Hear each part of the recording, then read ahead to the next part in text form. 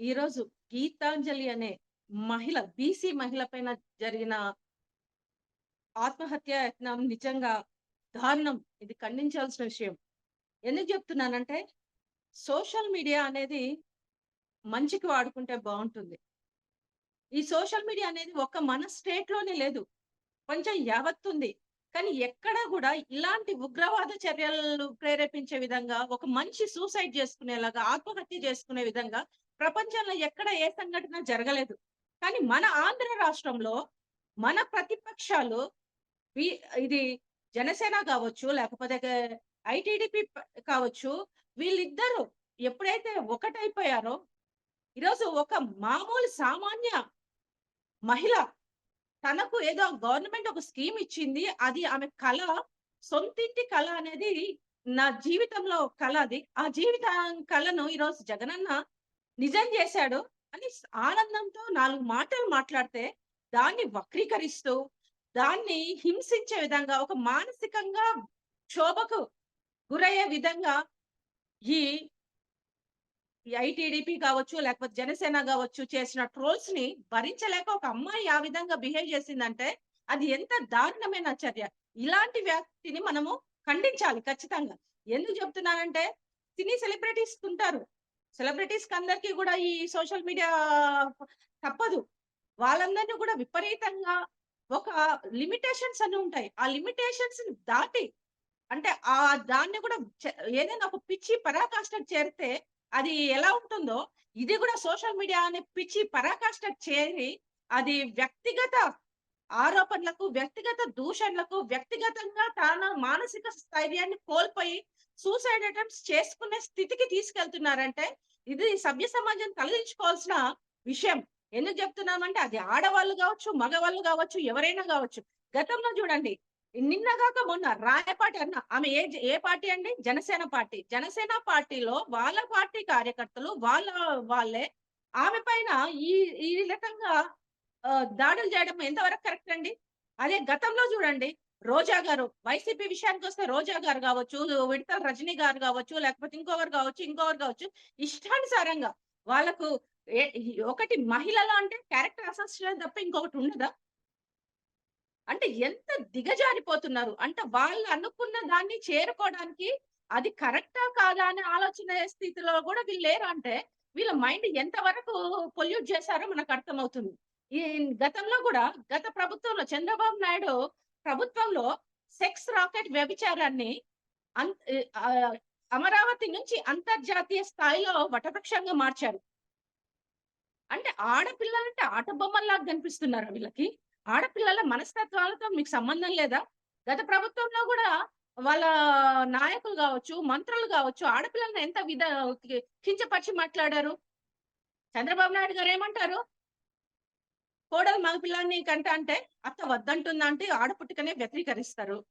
అరే! కోటల శివప్రసాద్ గారు చనిపోయారు. ఆయన గురించి మాట్లాడకూడదు. కానీ తప్పదు. ఎందుకంటే, ఆ పార్టీలో ఉన్న సంస్కృతి ఎలాంటిదో చెప్పడానికైనా అది మనం రీకలెక్ట్ చేసుకోవాల్సిన అవసరం ఉంది. కారు షెడ్‌లో ఉండాలి. ఆడపిల్ల వంటింట్లో ఉండాలి అంటారు. ఇంకొకరు అసలు వివస్త్రాలను చేసి మహిళలను రోడ్ల మీద కూల్చిన పరిస్థితి చంద్రబాబు నాయుడు గారి ప్రభుత్వంలో ఉంది. చంద్రబాబు నాయుడు గారి ప్రభుత్వంలో ఏడీఆర్ రికార్డ్ ప్రకారము 5 మందిలో ముగ్గురు మంత్రులు, ఇద్దరు ఎమ్మెల్యేలు దేశంలోనే మూడవ స్థానంలో ఉందని ఏడీఆర్ రికార్డ్ చెప్పింది. మహిళల పైన మానభంగాలు కావచ్చు, హత్య రాజకీయాలు కావచ్చు, ఈ ఈ విధంగా సూసైడ్ చేసుకునేలాగా ప్రోత్సహించే పద్ధతులు కావచ్చు. అంటే వీళ్ళు ఆడపిల్లలను ఆటబొమ్మలుగా చూస్తూ, ఆడపిల్లలతోటి ఏదైనా చేయొచ్చు. వాళ్ళని మానసికంగా కృంగదీస్తే చాలు. వాళ్ళు చనిపోవాలి. వాళ్ళ అవసరం లేదన్నది ఏంటిది? ఈ పిచ్చి పరాకాష్ట ఎక్కడికి చేరుతుంది? అంటే ఒక మనుషులను గూడా భూమి మీద బ్రతకడానికి స్వేచ్ఛ లేకుండా ఉండేలాగా చేస్తుందా ఇది? చూడండి పాపం గీతాంజలి అనే అమ్మాయి ఏం పాపం చేసింది ఆ అమ్మాయి? అంటే జగన్మోహన్ రెడ్డి గారిని పొగడడం మాత్రమే పాపమా? మంచి చేసిన వాళ్ళని మంచి చేశాడు అని గుర్తించడమే పాపమా? ఏంటి ఈ విష సంస్కృతి? ప్రపంచంలో సోషల్ మీడియా అంతటా ఉంది. ఎక్కడా లేదు ఇలాంటి ప్రాబ్లమ్. కానీ కేవలం ఆంధ్ర రాష్ట్రంలోనే ఉంది. గతంలో టీడీపీలో చాలా మంది మహిళలు బయటకొచ్చి తల నోరు మొత్తుకొని మీడియా ముందు మాట్లాడారు. మహిళలంటే వాళ్ళకి చిన్న చూపు టీడీపీకి చంద్రబాబుకి గావచ్చు, లోకేష్‌కి గావచ్చు, లేకపోతే ఆయన కనుసైగలు నడుస్తున్న మంత్రులు, ఎమ్మెల్యేలకి గెస్ట్ హౌస్‌లోకొస్తారా? లేకపోతే గెస్ట్ హౌస్‌లోకొస్తేనే పదవులిస్తాము అంటూ మాట్లాడారని జెప్పేసి వాళ్ళ పార్టీలోని మహిళలే బయటకొచ్చి కారించుతూ నీ బతుకు చెడ అని దివ్యవాణి లాంటి వాళ్ళు గూడా తిట్టారు. ఇంత దాదాపు 80 సంవత్సరాల వయసొచ్చిన చంద్రబాబు నాయుడుకి ఇంకా ఇంగిత జ్ఞానం లేకుండా, తనే గాకుండా తనతో పాటు పవన్ కళ్యాణ్‌ని గూడా సోషల్ మీడియాను ప్లాట్‌ఫార్మ్‌గా చేసుకుంటూ ఇష్టానుసారంగా మనుషుల మీద దూషించడం. మొన్నటికి మొన్న భారతమ్మ గారి మీద ఎంత విష ప్రచారం జేశారు.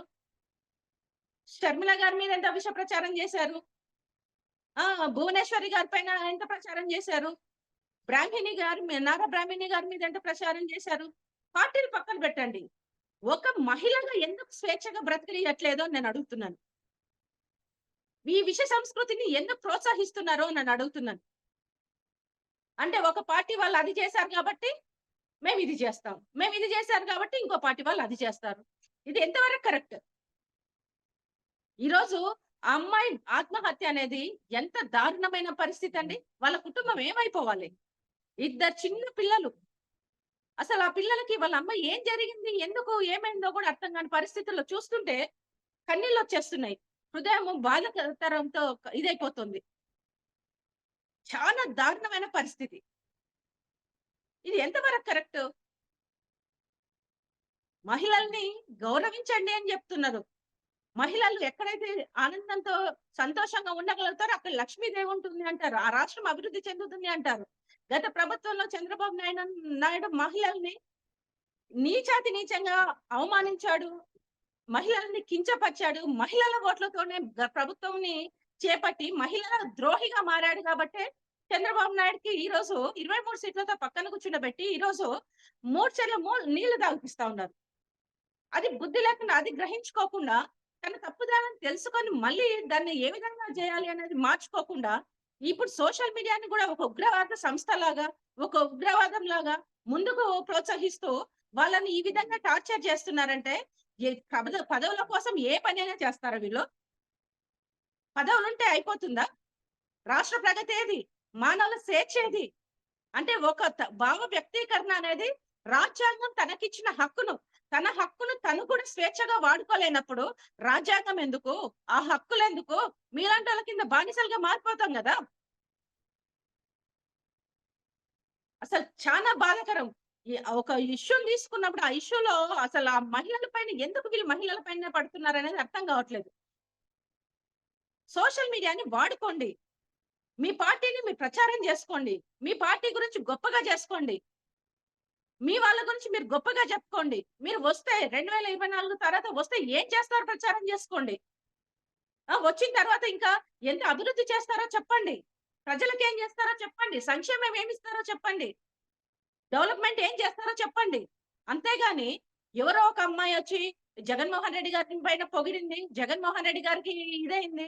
జగన్మోహన్ రెడ్డి గారి అమ్మాయి పొగిడితే ఓట్లు పడతాయని భ్రమలో బ్రతికితే ఇంక మీరు రాజకీయాలు ఎందుకండి చేసేది? సన్యాసం పుచ్చుకోండి. రాజకీయ సన్యాసం చేయండి.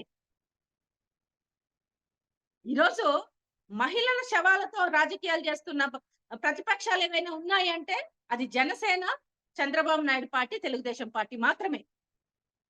ఎక్కడ అందుకంటారు గదా! చంద్రబాబు నాయుడు నైజం ఏంది అంటే శవ రాజకీయాలు చేస్తాడు, కుల రాజకీయాలు చేస్తారు, కుట్ర రాజకీయాలు చేస్తాడు, హత్య రాజకీయాలు చేస్తారు, మత రాజకీయాలు చేస్తాడు. ఆయన చెయ్యంది ఏదైనా ఉంది అంటే ఏదీ లేదు. అన్ని రాజకీయం కోసము, పదవుల అలంకరణ కోసము, పదవుల కోసము ఎంత దిగజారుడు పనులైనా చేస్తాడనేది అందరికీ తెలుసు. గతంలో ఒక కేసీఆర్ కూడా చెప్పారు గదా! చంద్రబాబు నాయుడు అంటే డర్టీ పొలిటీషియన్ ప్రపంచంలోనే ఎక్కడా లేడు అని. ఈరోజు ఆ డర్టీ అంతా ఈరోజు కనిపిస్తా ఉంది. అంటే ఆయన పర్మిషన్ లేకుండా ఐటీడీపీ సోషల్ మీడియా సా వీడెవడు సజ్జ అజయ్ గావచ్చు, లేకపోతే శ్వేతారెడ్డి గావచ్చు. ఇంకా శ్వేతారెడ్డి ఒక కమ్మ అమ్మాయి. రెడ్డి పేరు పెట్టుకొని ఇలా మోసం జేయడం. ఇట్లకి ఐటీడీపీలో రెడ్డి అని ట్యాగ్ పెట్టుకొని వాళ్ళ కులాలు వేరు, వాళ్ళ మతాలు వేరు. కానీ రెడ్డి అని పెట్టుకొని ఏ విధంగా సోషల్ మీడియాలో తప్పుడు అకౌంట్‌లను క్రియేట్ చేసి, ఫేక్ అకౌంట్‌లను క్రియేట్ చేసి, ఇలా ఎంతమందిని బలి తీసుకుంటారని నేను అడుగుతున్నాను. దేనికి గూడా ఒక అద్దు అదుపు అనేది లేదా?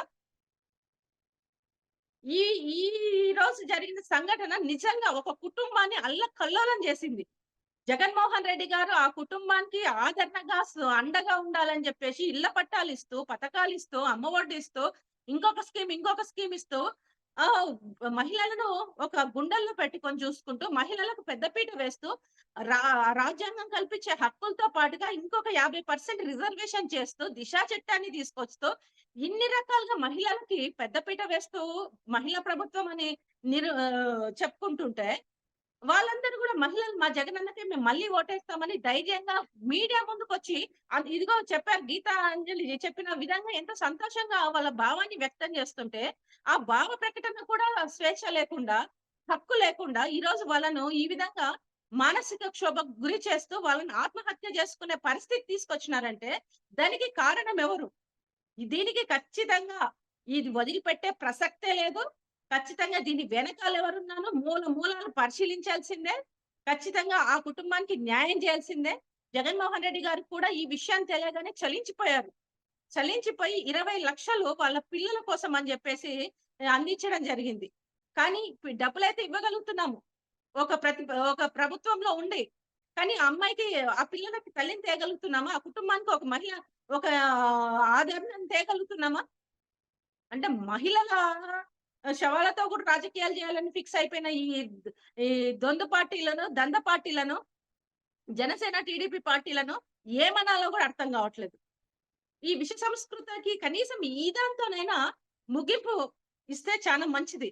లేని పక్షంలో ఐటీడీపీ గాని, జనసేన పార్టీని గాని ఇంక వదిలే ప్రసక్తే లేదు. సోషల్ మీడియా ఎంత డెవలప్ అయిందో అందరికీ తెలుసు. కానీ ఏ రాష్ట్రంలో ఈ విధంగా ఒక మహిళ ఆత్మహత్య చేసుకునే విధంగా ట్రోల్స్ గాని, వాళ్ళ భావ వ్యక్తీకరణ గావచ్చు, భావ ప్రకటన గాని చేసే హక్కు లేకుండా కాలరాస్తున్న వీళ్ళందరికీ రాజ్యాంగం ప్రకారమే బుద్ధి చెప్పబోతున్నాం అనేది మాత్రం వాస్తవం.